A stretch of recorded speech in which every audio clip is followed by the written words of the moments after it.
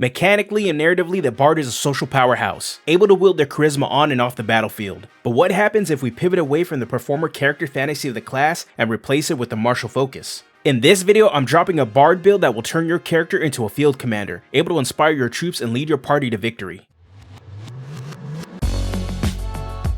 Hello, welcome to Dungeoneers Pack, a channel bringing you player-focused discussions and character guides for 5th edition Dungeons & Dragons. My name is Josh, thank you for watching.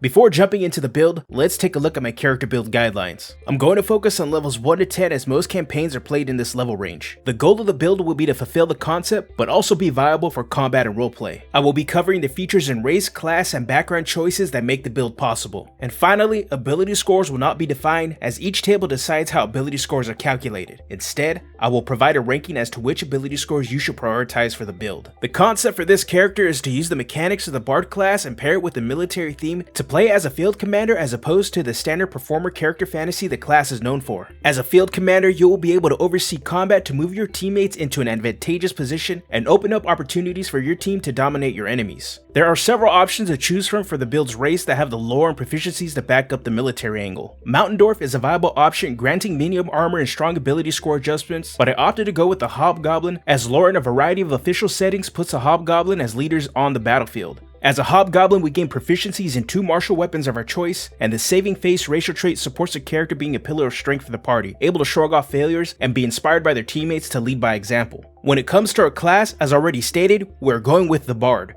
Taking a look at the Bard subclasses, the College of Valor and College of Swords are suitable options as they have features that could reflect a Bard with military training.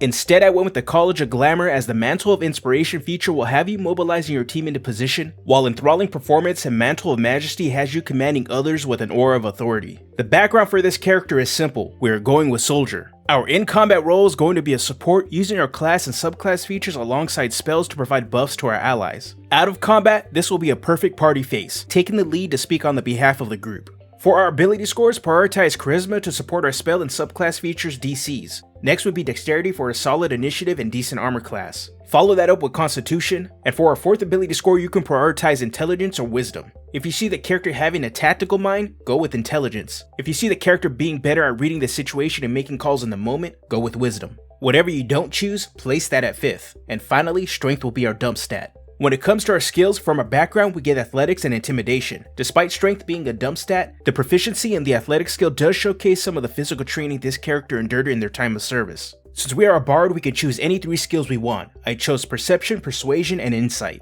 Perception will help identify threats on or off the battlefield. Persuasion and Insight support the party face roll, having a diplomatic option and reading someone's true intentions to reach a peaceful resolution. Now let's get into a level by level breakdown. Starting at level 1, we get our class and race proficiencies, Bardic Inspiration, cantrips, and 1st level spells. We are proficient with light armor, simple weapons, hand crossbows, long swords, rapiers, short swords, 2 martial weapons of our choice, and I chose longbow for 1 and the other is entirely up to you, and 3 instruments, a gaming set, and a land vehicle. The 3 instruments and gaming set are all flavor, and you're free to choose whatever is appropriate for the setting and the character. For our saving throws, we are proficient with Dexterity and Charisma. Bardic Inspiration could be our character giving our teammates a pep talk. The spell choices for this build are aimed to represent this character's ability to manipulate the battlefield through commands, inspiration, or the demoralization of the enemy, but it's not a comprehensive list. Here are my recommendations for cantrips and 1st level spells. Vicious Mockery as a way to demoralize our opponents. Message and comprehend languages to communicate with our teammates or NPCs. Dissonant Whispers as a way to cast doubt on our enemy and force them to retreat, and Healing Word.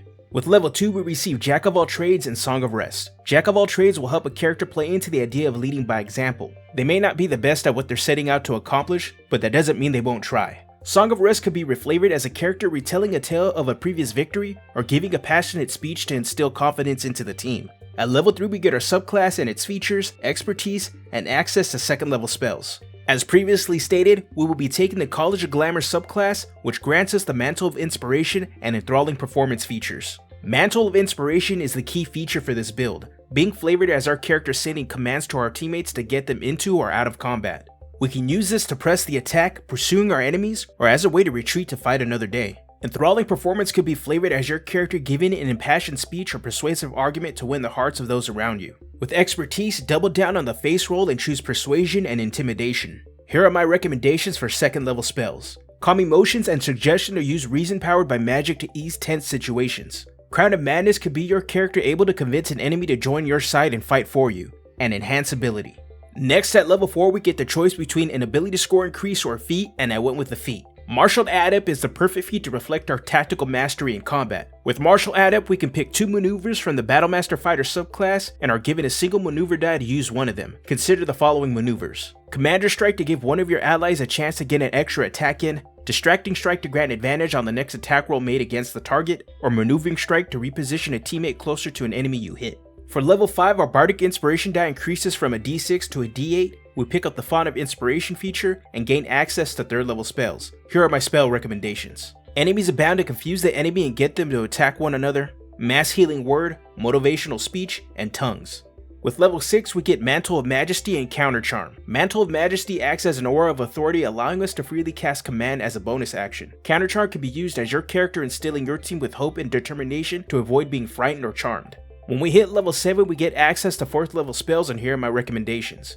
Charm Monster, Compulsion, and Confusion could be tactical maneuvers that coerce, disperse, or confuse your enemies in combat, and freedom of movement to help keep your teammates mobile. At level 8, we again have the option between an ability score increase or a feat, and this time, I went with the ability score increase. Choose Charisma to support your spell save DCs. Hitting level 9, the die for our Song of Rest increases to a d8, and we get access to 5th level spells, so here are my recommendations. Dominate Person and Hold Monster as even more powerful ways to show how you can persuade or force an enemy into a terrible position on the battlefield, and Skill Empowerment.